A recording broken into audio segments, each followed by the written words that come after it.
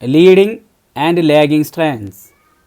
Each DNA has two strands.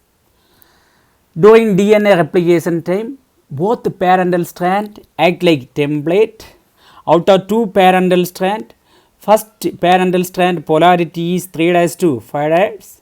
Second parental strand polarity is 5'2, 3'. Leading strand formed from first parental strand. Why we are saying leading strand? Because they grow first or synthesis first. So we are saying leading strand. They always grow upward direction. In leading strand, DNA replication take place very fast.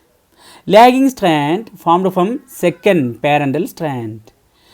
Why we are saying lagging strand? Lagging strand, DNA replication occur very slow. In lagging strand, DNA replication occur in the form of fragments. These fragments noted by Okazaki, so we are saying Okazaki fragments. All the Okazaki fragments are joined with the help of DNA ligase.